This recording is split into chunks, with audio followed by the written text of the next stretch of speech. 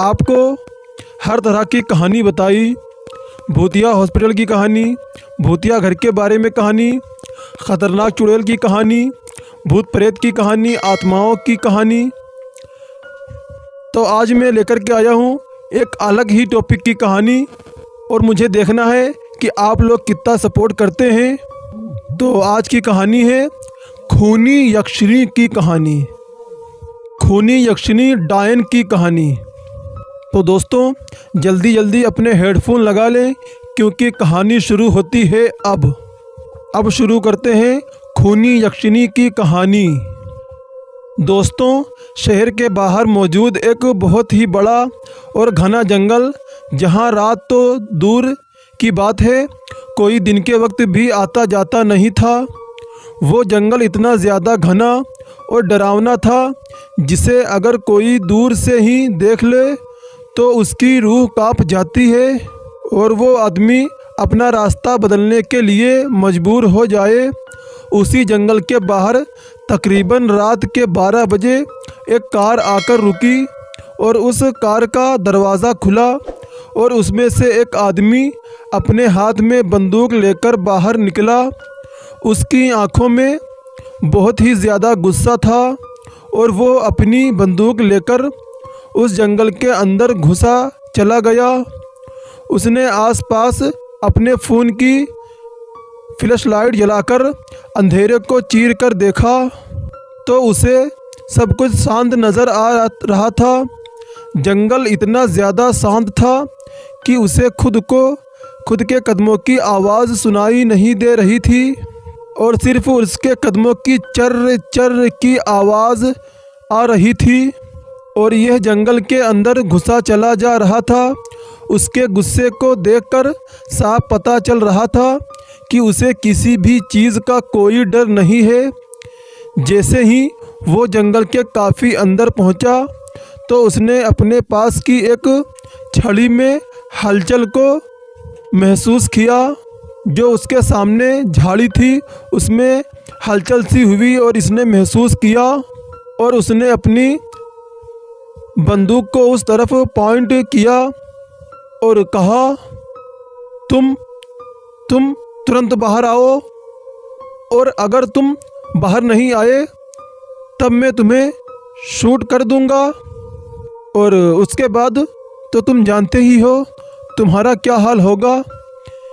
दोस्तों जैसे ही ये बात उस आदमी ने कही तो उस झाड़ी के अंदर से एक बूढ़ा व्यक्ति निकला, जिसे देखकर साफ समझा जा रहा था कि ये व्यक्ति कोई साधु संत है।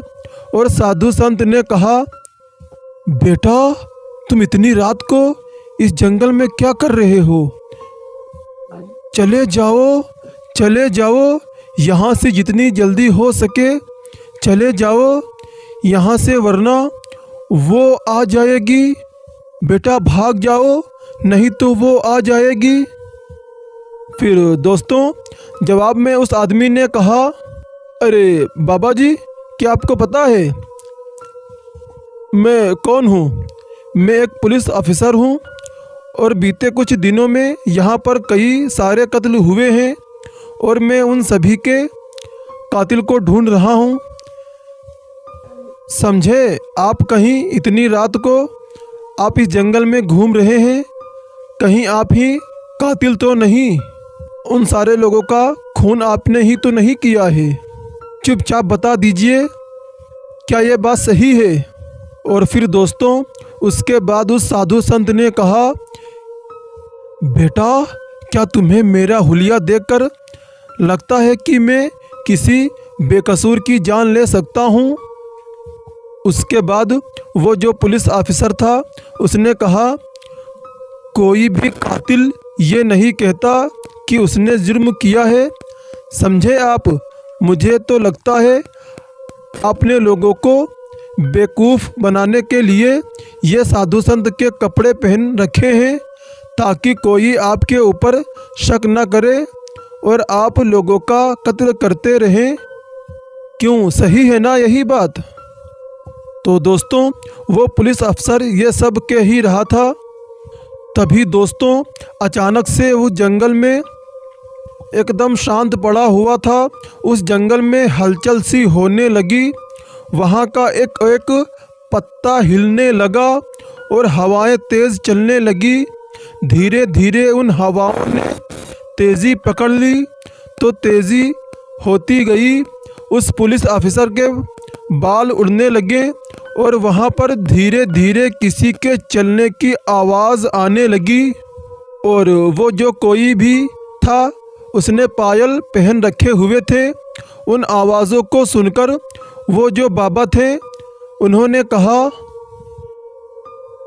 बेटा बेटा तुम चले जाओ यहाँ से, वो आ गई है।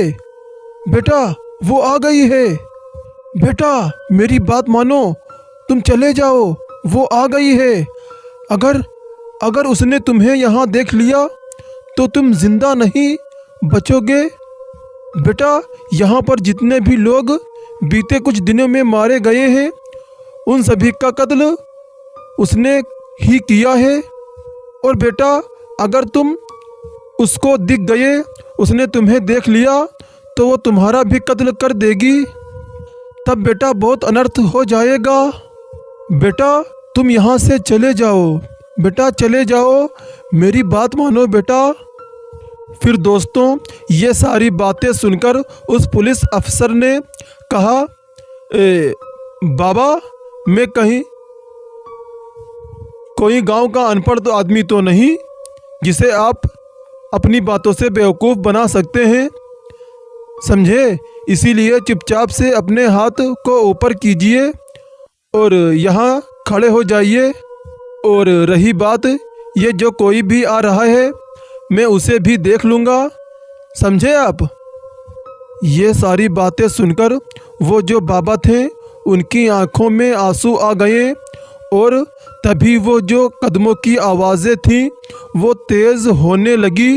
तभी उस जंगल की सबसे अंधेरी दिशा से एक लड़की जो बहुत ही ज़्यादा सुंदर थी, उसने अपने पाँव में पायल बांधे हुए थे और वो भागती हुई उस ऑफिसर के पास आई। उसकी आंखों में आंसू थे और वो रो रही थी।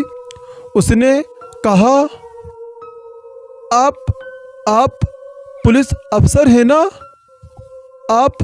आप मेरी मदद कीजिए, आप मेरी मदद कीजिए, मुझे बचा लीजिए, मेरी जान खतरे में है। फिर दोस्तों ये बात सुनकर उस पुलिस अफसर ने पूछा, क्या आपकी जान खतरे में है?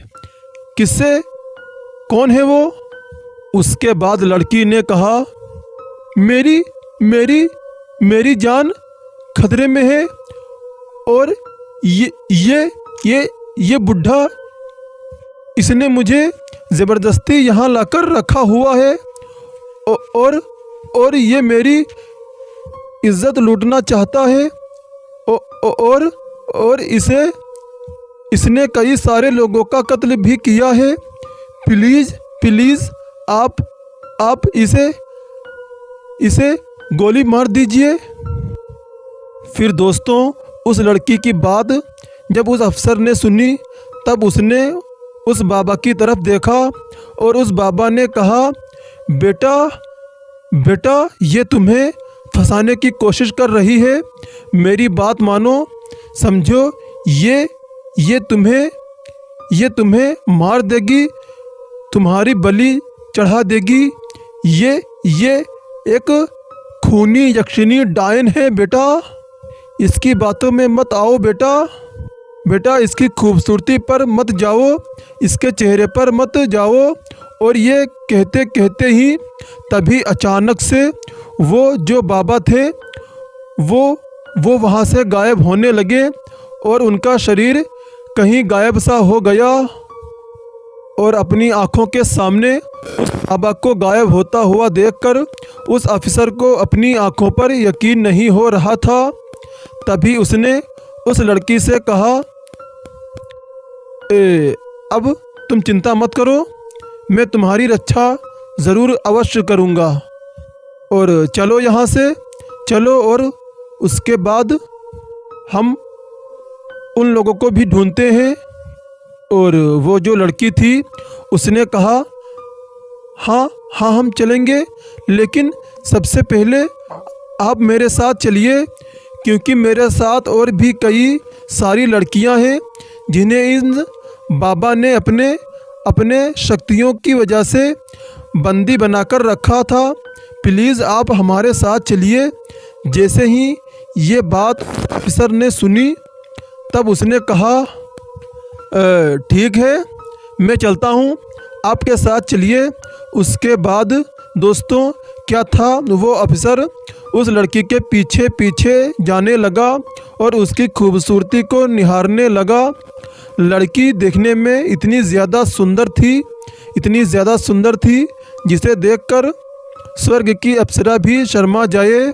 और उस लड़की के पीछे भागते भागते वो एक झोपड़ी के पास पहुंची और उस झोपड़ी के पास आकर रुक गई। उस पुलिस अफसर ने उस झोपड़ी को देखा तो वो झोपड़ी एकदम टूटी फूटी पुरानी सी थी और उस झोपड़ी के बाहर कुछ तंत्र मंत्र का सामान भी रखा हुआ था। हड्डियाँ और खून, बकरे का कटा हुआ सर और भी कई सारी ऐसी चीज़ें जिन्हें अगर कोई आम आदमी देख ले तो डर के मारे पेशाब ही कर दे। दोस्तों इतने भयानक मंजर को देखकर उस पुलिस अफसर की थोड़ी बहुत हालत ख़राब होने लगी और उस पुलिस अफसर ने कहा, अच्छा तो वो बुढ़ा ये सारा काम कर रहा था इस जंगल में, इसीलिए वो बुढ़ा तुम सभी को बंदी बनाकर यहाँ पर सब कर रहा था, इसीलिए तो वो मुझे बुढ़ा यहाँ से जाने के लिए कह रहा था। अब मेरी समझ में सारा वाक़या आ गया और अच्छा हुआ मैं उसकी चाल में नहीं आया, वरना पता नहीं वो तुम लोगों के साथ क्या करता। फिर दोस्तों जैसे ही ये बात उस अफसर ने कही तब उसने उस लड़की की तरफ देखा और उस अफसर ने कहा, ए लड़की, अब तुम यहाँ पर रुक क्यों गई हो? अब जल्दी से मुझे बताओ बाकी की लड़कियाँ कहाँ हैं? हम उन्हें लेकर यहाँ से जल्दी चलते हैं, ये जगह बिल्कुल भी सेफ़ नहीं है। और इसके बाद वो जो लड़की थी वो हंसने लगी, एकदम से वो लड़की हंसने लगी और उसकी हंसी सुनकर वो जो पुलिस अफसर था वो एकदम चौंक सा गया कि आखिर इतने सीरियस माहौल में कोई लड़की हंस कैसे सकती है। फिर उस पुलिस अफसर ने कहा, ए लड़की, क्या हुआ तुम्हें? तुम ऐसे हंस क्यों रही हो? जल्दी से बताओ तुम हंस क्यों रही हो? फिर दोस्तों तभी उस लड़की ने पीछे मुड़कर देखा तो उस पुलिस अफसर की हालत ख़राब सी हो गई, क्योंकि उस लड़की का जो चेहरा था, जो थोड़ी देर पहले एकदम अप्सरा सी लग रही थी, उस चेहरे पर चाकुओं के निशान थे, जैसे ही उसके चेहरे पर किसी ने चाकुओं से वार किया हो। उसका पूरा चेहरा खून से सना हुआ था और उस लड़की का जो मुंह था उससे भी खून बह रहा था। उस लड़की का इतना भयानक चेहरा देखकर उस अफसर ने तुरंत उसके ऊपर गोलियां चलाई, लेकिन हैरानी की बात, उस गोलियों की खाकर उस लड़की के शरीर आर पार निकल गई। ये देखकर उस अफसर की हालत और भी ज़्यादा ख़राब हो गई और वो जो लड़की थी वो अपने उसी भयानक चेहरे के साथ उस अफसर की तरफ बढ़ने लगी। जैसे ही उस अफसर ने अपनी जान बचाने के लिए वहाँ से भागने की कोशिश की, वैसे ही उसके शरीर ने जवाब दे दिया। उस डायन ने अपने जादू से उस अफसर के पूरे शरीर को पैरालाइज कर दिया, जिसकी वजह से वो चाहकर भी कहीं भाग कर नहीं जा सकता था। फिर धीरे धीरे उस डायन ने बेबस और मजबूर पुलिस अफसर की तरफ अपने कदम बढ़ाए और फिर दोस्तों देखते ही देखते उसकी हाथों की उंगलियां एकदम पतले और उसके नाखून कई इंच लंबे हो गए। उसके काले काले नाखून, उसका भयानक सा चेहरा देखकर वो जो पुलिस अफसर था वो लगभग बेहोश हो ही गया था। फिर दोस्तों, उससे पहले ही उस डायन ने अपने लंबे लंबे नाखून उस पुलिस अफसर की गर्दन में घुसा दिए और उस पुलिस अफसर की चीख से पूरा जंगल गूंज गया। और थोड़ी ही देर बाद उस डायन ने उस पुलिस अफसर की गर्दन को निकाल कर अपने तंत्र मंत्र के सामने रख कर वो वहाँ पर अपने शैतान की पूजा करने लगी। दोस्तों, आज की कहानी में बस इतना ही। दोस्तों, खूनी यक्षिणी डायन का ये पहला एपिसोड है और मैं कल दूसरा एपिसोड भी डालूँगा, उसको भी ज़रूर सुने और मुझे बताएं कि आप लोगों को खूनी यक्षिणी डायन की कहानी कैसी लगी। प्लीज़ भाई कमेंट करके ज़रूर बताएं। यार भाई, आपके लिए मैं बहुत मेहनत करता हूँ, प्लीज़ ज़रूर बताएं।